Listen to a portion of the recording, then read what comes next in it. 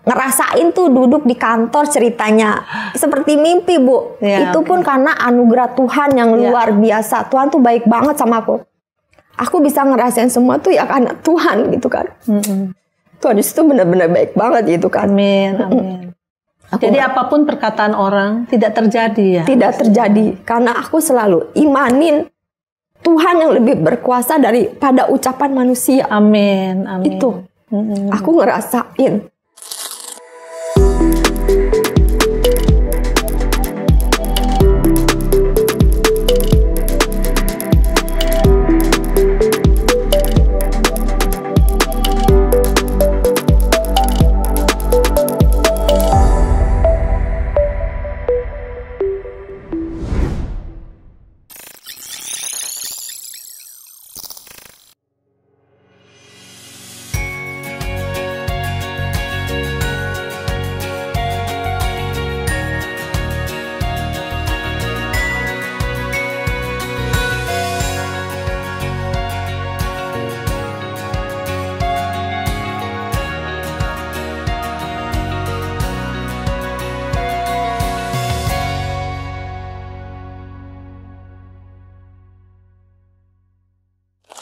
Kita lebih lanjut dengan Ellen lagi sampai pada tahap itu mulai bekerja, ya kan? Terus udah gitu stop karena tidak bisa diperpanjang rukonya, kemudian pindah lagi ke tempat yang baru. Ke tempat yang baru, tapi juga warnet ya? Warnet juga. Jadi waktu itu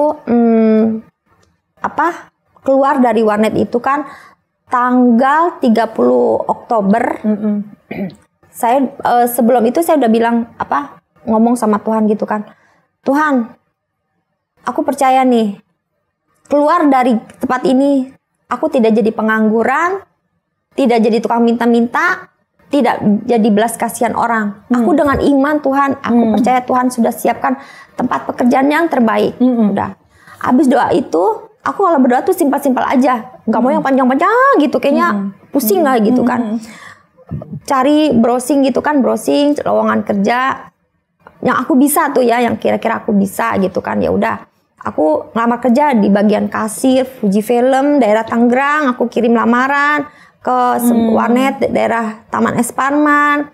Terus kasir mebel daerah Jakarta Timur. Aku kirim-kirim tuh semua, tapi dengan catatan yang ada mes, karena biar aku nggak bolak-balik kan. Aku carinya tuh hanya ada itu gitu. Terus pertama dapat kerjaan sih, dapat panggilan tuh yang di daerah Tangerang. Di toko Fuji Film itu aku langsung ditelepon, aku bilang oke gitu, udah dapat kerjaan nih, udah aku pilih yang di sana. Tapi kayaknya hati aku tuh tidak ada damai gitu loh. Terus aku sharing kan sama yang owner warnet ini, aku bilang, ini gimana ya aku dapat kerjaan di sini. Terus dia bilang tuh jauh loh katanya. Tapi aku ada kerjaan lagi nih di daerah Taman Es Parman nih. Aku udah dapat kiriman email nih, suruh interview. Ya udah itu aja, kamu pilih yang tempat yang dekat sama gereja kamu. Katanya kamu gak usah nyari-nyari gereja lagi. Dia bilang gitu kan, kamu udah ada yang kenal di gereja itu kan. Istilahnya kamu di sini kan sendiri gitu kan. Aku pikir iya juga gitu kan, bener. Akhirnya ya udah aku terima yang di Taman Es Parman. Aku datangin ke sana. Aku datang ke sana, interview dengan pakaian seadanya karena selama kerja aku nggak pernah beli baju gitu. Aku nggak pernah beli baju bagus lah gitu dari dulu gitu. Walaupun kebiasaan karena dari kecil nggak pernah beli baju bagus. Iya. Nggak pernah dibeliin mama baju bagus. Baju ya sekali-sekali sama mama itu pun ngumpet-ngumpet gitu. Tapi kalau sama papa yang tidak dibolehin beli baju, toh juga di rumah terus gitu. Oh, sampai begitu ya? Iya, sampai begitu. Walaupun Cynthia gitu nggak boleh beli baju? Nggak beli baju. Aku pernah sampai anak-anak lainnya beli yang baru bagus.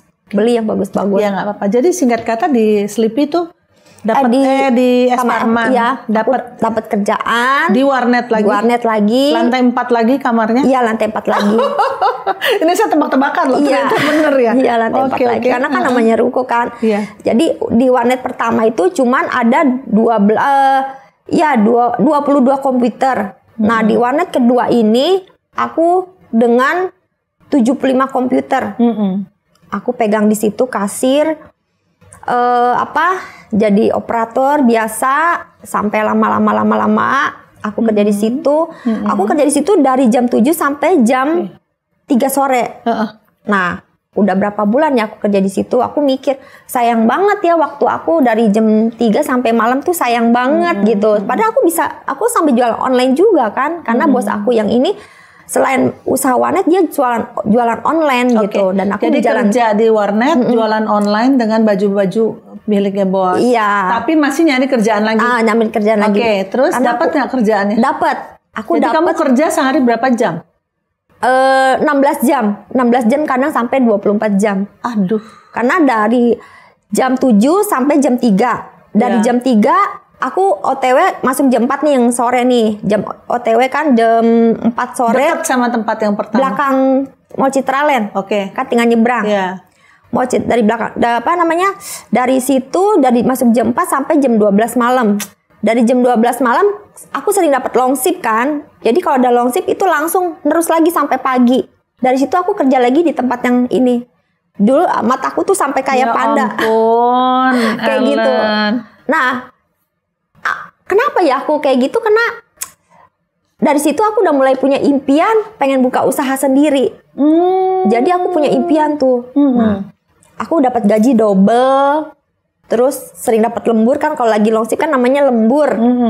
Nah, jualan online juga, jadi penghasilan banyak lah. Penghasilan banyak lah, tapi aku tetap hidup hemat, Bu. Aku nggak pernah beli baju, aku nggak pernah beli sepatu. Jadi kalau beli sepatu tuh kalau udah rusak, misalnya yang kanan double nih, yang kanan double, ya udah yang kanan aku buang. Nah, aku pakai yang baru tuh, tapi yang kanannya lagi. Jadi kadang pakai kiri sama kiri. Oh gitu? Iya, saking sayang barang. Ya ampun, Ellen.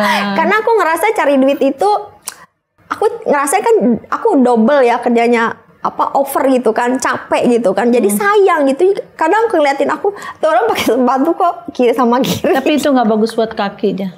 Iya, tapi kan sementara, Bu, karena kan kaki aku besi, jadi sering rusak. Jadi kalau udah rusak baru aku pakai kanan sama kanan. Betul. Itu sepasang gitu. Betul. Pokoknya aku boros tuh di sepatu, Bu. Iya. Jadi ya udah aku nggak pernah beli apa-apa. Pokoknya aku makan juga tetap hemat, nggak pernah jajan ono, jajan ini. Pokoknya aku bener-bener hemat, ditabung. Karena aku punya impian, aku pengen buka usaha sendiri. Nggak selamanya aku harus kerja seperti ini gitu. Memang sih pekerjaan itu bukan kerjaan yang hina. Tapi kan sebagai manusia kita harus meningkat, ya kan, jadi anak itu Tuhan. Bukan dorongan mama, benar-benar dari diri sendiri. Dari diri aku sendiri, karena dari sebelum aku kerjakan aku sering dihina orang. Ya, lu nggak bakalan bisa, lu bakalan jadi hidupnya jadi nyusahin orang, jadi beban orang. Setiap hinaan orang itu aku jadiin motivasi untuk lebih baik dari orang yang menghina aku. Itu aku makanya punya prinsip. Aku nggak boleh ngerasa lelah, nggak boleh ngerasa capek, apalagi sampai berkeluh kesah. No, aku happy gitu. Kerjaan yang aku jalanin, aku anggap itu punya aku sendiri. Jadi aku nggak ada beban, gitu loh. Jadi aku kerja. Kalau enaknya tuh kalau pas jaga malam tuh ya sampai pagi tuh kan namanya kita cuma nungguin orang main game gitu kan. Paling sekali-sekali mereka nambah billing. Sisanya udah nganggur. Aku posting-posting tuh dagangan. Aku kan dulu jual-jual jaket. Jadi fasilitas yang ada itu aku gunakan. Aku masukin ke Kaskus, ke Facebook, ke OLX gitu. Dan kan. bos juga izinin karena emang barangnya dia ya. Iya, barangnya dia gitu. Jadi aku senang gitu ngejalan. Jadi nggak terasa tuh. Pokoknya duit mengalir sampai akhirnya bisa punya toko sendiri. Belum. Waktu itu sampai akhirnya aku jatuh sakit. Nah, jatuh sakit. Aku kena sakit tipes sama sakit apalah. Pokoknya aku awalnya tuh ini belakang aku sakit semua, ada batuk-batuk. Terus aku akhirnya ke dokter, harus dirawat. Aku masuk ke dokter sendiri, pulang sendiri. Pokoknya penyertaan Tuhan aja lah berserta aku lah. Ya udah akhirnya sampai dirawat berapa hari lah di rumah sakit. Katanya kamu nggak boleh terlalu capek ini gini. Aku udah harus milih tuh antara dua kerjaan ini. Aku milih resign yang di warnet yang kedua.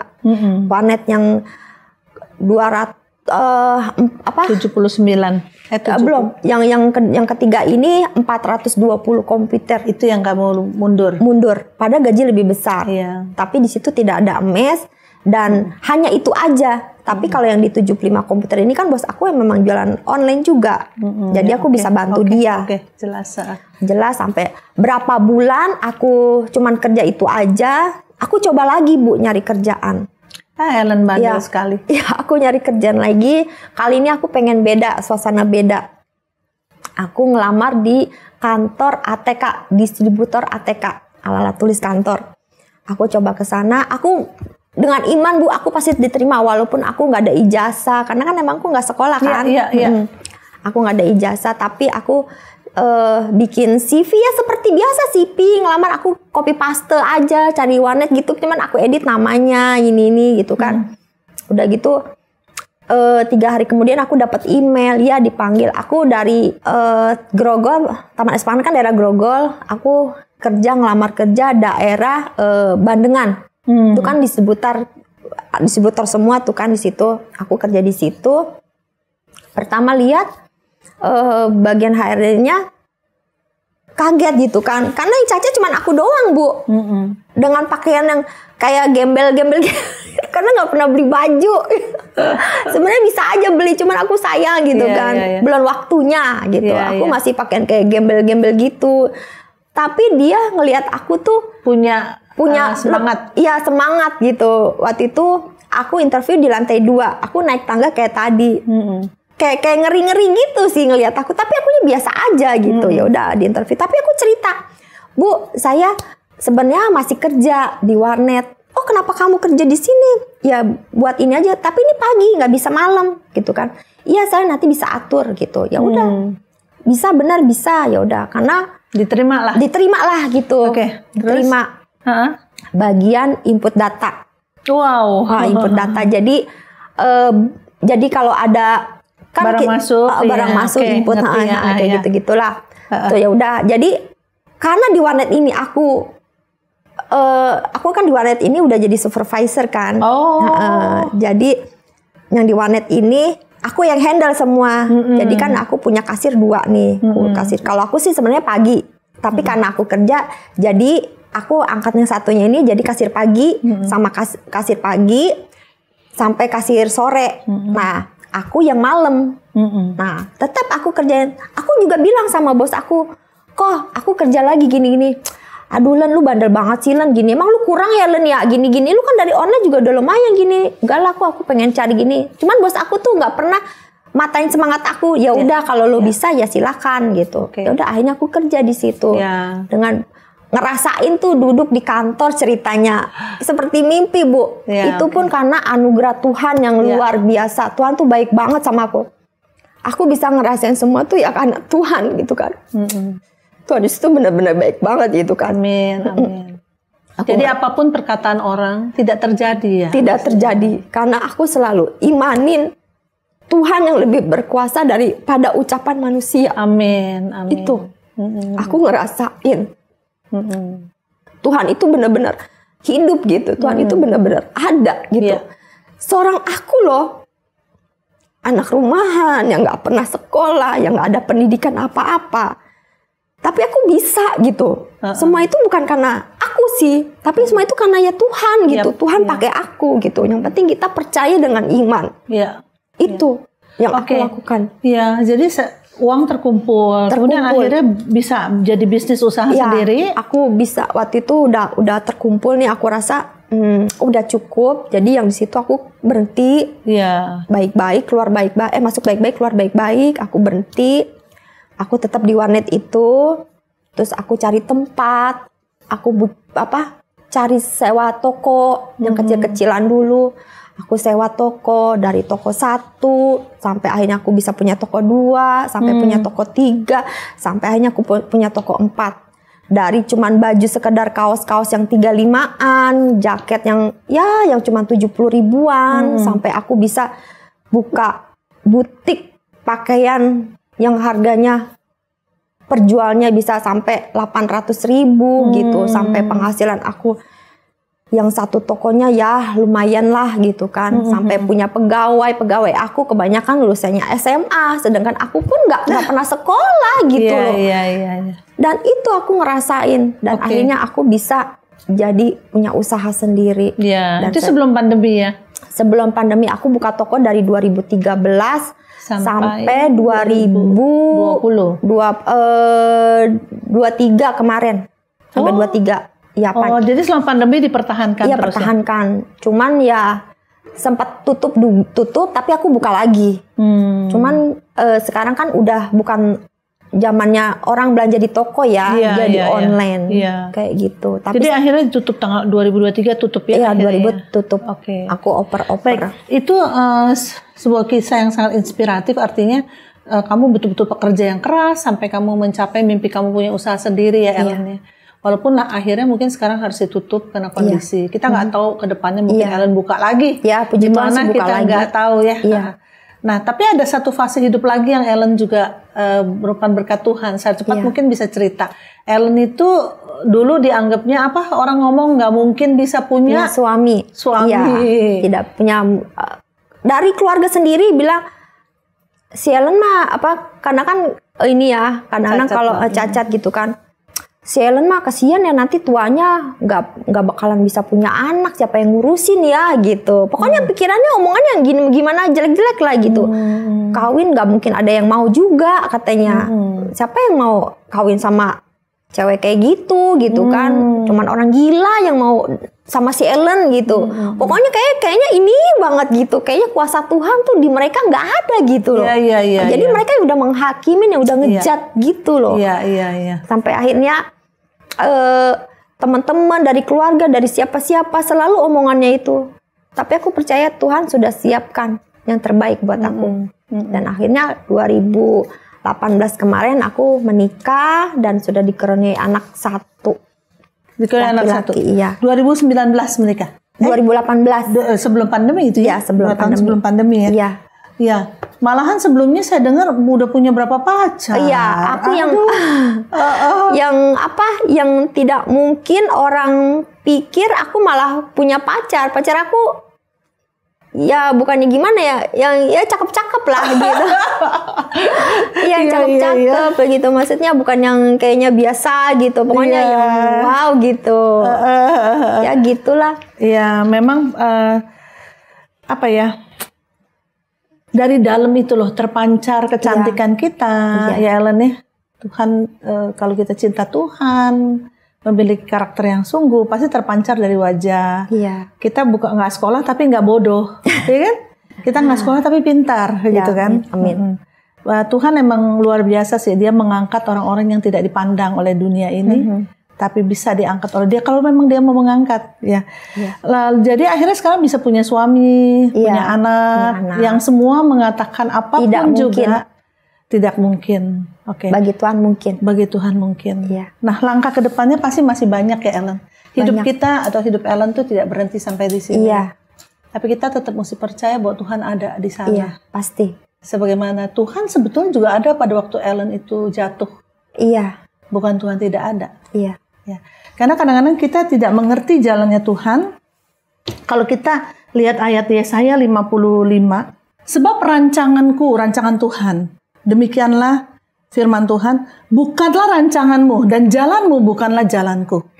Demikian firman Tuhan. Ayat yang ke-9 berkata, seperti tingginya langit dari bumi, demikianlah tingginya jalanku dari jalanmu dan rancanganku dari rancanganmu. Kadang-kadang kita merancang segala sesuatu, atau sahabat Crosstalk, kita dalam hidup ini selalu berpikirnya dengan cara rancangan kita, dengan cara manusiawi kita, betul ya? Iya, betul. Ya, manusia yang cacat siapa yang mau? Gitu kan?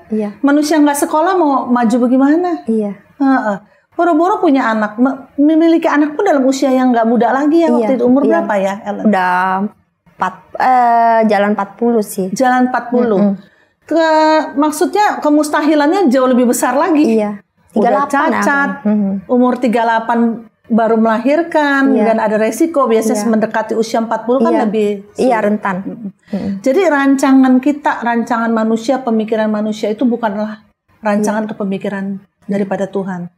Jadi kalau sahabat Crosstalk, kalau kita dalam hidup ini memiliki banyak kekurangan, memiliki banyak sekali kehidupan yang kayaknya nggak karu-karuanan lah hidup kita ini, masa lalu yang kelam, mungkin kita bahkan jatuh dalam dosa atau apapun, atau kita memiliki orang tua yang bayangkan, menyeret-nyeret, memukul, menelanjangi kita. Tapi janganlah kita takut, karena jalan kita itu sudah ada di dalam Tuhan, rancangan hidup kita itu sudah ada di dalam rancangan Tuhan. Kita tidak perlu untuk berkata bahwa apa yang manusia polahkan itu kita pasti akan hadapi. Tidak, karena kita punya Tuhan yang memiliki rancangan yang terbesar dalam kehidupan kita. Karena itu firman Tuhan berkata, Mazmur 37 ayat 23 sampai ke 25. Tuhan menetapkan langkah-langkah orang. Jadi bukan manusia yang tetapkan. Iya. Betul ya Ellen? Betul. Iya, manusia, mama, saudara, teman, semua ngomongnya hal yang negatif. Iya. Langkah Ellen nggak bisa dah, nggak bagus, nyusahin orang ujungnya. Tapi malah Ellen yang bantu mama. Iya kan? Yang membiayai mama jadi tulang punggung. Menetapkan langkah-langkah orang yang hidupnya berkenan kepadanya. Nah, Ellen belajar sejak ke Tuhan Yesus untuk hidup berkenan, untuk tidak menyerah dan sebagainya. Lalu firman Tuhan berkata, apabila ia jatuh, tidaklah sampai tergeletak, sebab Tuhan menopang tangannya. Nah, baik Ellen maupun Sobat Crosstalk, dalam menghadapi hidup ini mungkin kita akan mengalami sekali kita jatuh. Tapi ingat, Tuhan tidak akan pernah membiarkan kita tergeletak. Sebab Dialah yang akan menopang tangan kita. Dan ayat terakhir, sebelum saya bagikan ayat ini, saya mau minta Ellen mungkin bisa sampaikan pesan-pesan kepada para sahabat Crosstalk di tempat ini. Silakan. Untuk teman-teman yang mungkin di luar sana ya sedang mempunyai beban pikiran, yang ngerasa masa depannya tuh suram, itu jangan pernah punya pikiran seperti itu. Karena hidup kita yang menentukan itu Tuhan. Jadi percayakan penuh kepada Tuhan, berserah sama Tuhan, rajin-rajin bersekutu dengan Tuhan. Apa yang kamu minta, cerita sama Tuhan. Apa yang kamu impikan, cerita sama Tuhan. Biar Tuhan yang campur tangan. Dan jadikan hinaan-hinaan orang di sana. Karena orang lebih pandai itu menghina daripada membuat kita maju, memuji, mengangkat. Iya. Jadikan hinaan orang itu motivasi hidup kita untuk jauh lebih baik dari yang menghina kita. Itu aja pesan saya. Makasih. Luar biasa. Itu quote yang bagus itu. Ya, karena aku menjalani seperti itu. Ya, itu yang mendorong Ellen. Mendorong aku.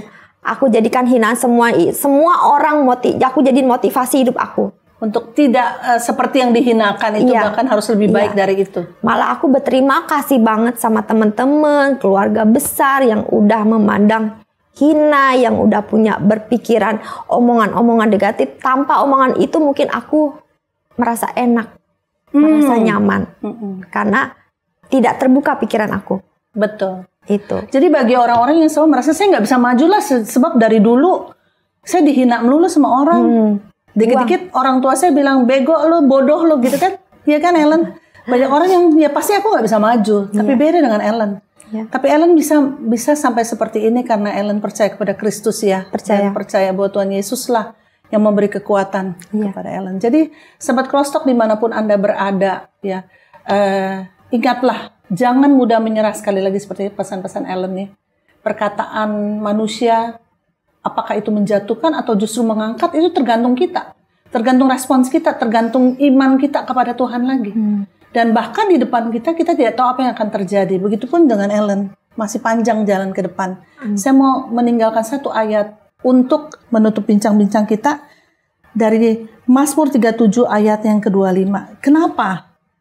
Kalau Tuhan sudah memimpin kehidupan Ellen sampai saat ini, kok Tuhan sudah menuntun kehidupan para sahabat Crosstalk sampai saat ini, seberat apapun, hang on, tetap bertahan, karena Tuhan tidak akan pernah meninggalkan kita. Bahkan dia berkata dalam ayat 25, Mazmur 37 ayat 25, dahulu aku muda, penulis Mazmur berkata, dahulu aku muda, sekarang telah menjadi tua, tapi tidak pernah kulihat orang benar ditinggalkan, atau anak cucunya meminta-minta roti.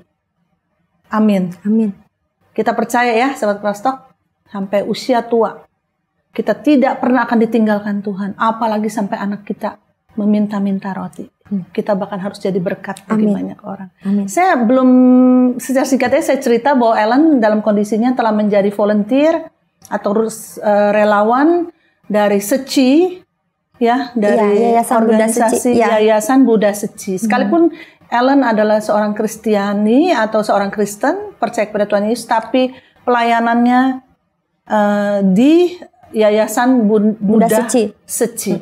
Sebagai pengunjung atau kebanyakan sih untuk jadi motivasi, mengunjungi yang di bawah kita gitu kan, untuk memotivasi, karena kita susah bukan karena tidak punya, tapi karena kita males, kita tidak mau